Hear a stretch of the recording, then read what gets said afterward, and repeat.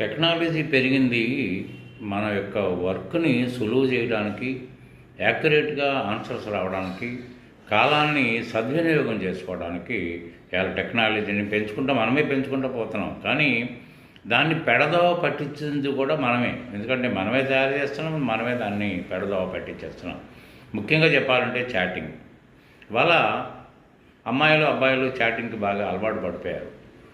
అంటే చాటింగ్‌కు ఎంతవరకు ఉపయోగం అంటే అర్జెంటుగా ఫోన్ మాట్లాడలేని స్టేజ్ ఉంటే చాటింగ్ ద్వారా రిప్లై ఇవ్వచ్చు. కానీ ఎలా ఉంటుందంటే మార్నింగ్ హాయ్ అని వయసుతో సంబంధం లేకుండా హాయ్ అని సంబోధించడం, తర్వాత రకరకాలుగా చిన్న చిన్న questions, where are you, what are the fees, can I join, can I talk, ఇటువంటి దీంతో ఏమవుతుందంటే అసలు నిజంగా మీకు ఆ విషయం గురించి తెలుసుకోవాలనే ఆతృతతోటి మీరు చాటింగ్ చేస్తున్నారా, లేకపోతే ఏదో కాలక్షేపం చేస్తే అయిపోతుంది అనుకుంటున్నారా అనేది ఇక్కడ ముఖ్యంగా మనం గమనించాల్సిన విషయం.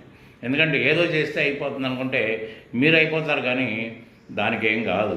ఎందుకంటే ఎంత దారుణమైన పరిస్థితి అంటే ఒక ఫోన్ చేసి మాట్లాడడానికి వీలు లేని పరిస్థితి. కానీ దరిద్రం ఏంటంటే ఇలా అమ్మాయిలు మంచిగా పైటేసుకుని మంచిగా పువ్వులు పెట్టుకుని అడ్డమైన భంగిమలతోటి మగుడు పైన తొడమే పడుకోవటం, లేకపోతే మీకు వంటలు చేసుకోవటమో, అంట్లు తోముకుంటానో, బట్టలు ఉతుక్కుంటానో, కనీసం ఆ మెసేజ్ కూడా చదవలేని స్టేజ్లో చాలామంది అమ్మాయిలు ఉన్నారు.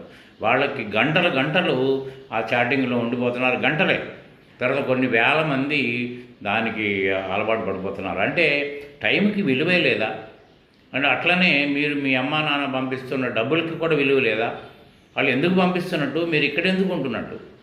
రాత్రి 1 గంట 2 గంటల వరకు కూడా చాటింగ్లోనే గడిపేస్తున్నారు. మళ్ళీ పొద్దున్నే మా వాళ్ళు ఏదో ఒక క్లాస్ వీడియోస్ తీసుకొని ఎడ్యుకేషన్ సైడ్ ఏదో మెసేజ్ ఇద్దామని వీడియో మొదలు పెడితే అప్పటికే 3 4 కూడా మెసేజ్లు ఉంటాయి.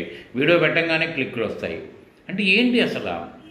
అంటే ఈ కాలాన్ని తర్వాత ఏంటంటే ఇవాళ దౌర్భాగ్యం ఏంటంటే చాలామంది నేను అబ్జర్వ్ చేశాను, ఒక సెంటెన్స్ చదవలేకపోతున్నారు. ఆ సెంటెన్స్కి కనీసం చిన్న పదాలను కూడా మీనింగ్ తెలియకుండా అయిపోతుంది. ఆ మీనింగ్ తెలుసుకోవడానికి ఎన్నో రకాల మార్గాలు ఉన్నాయి.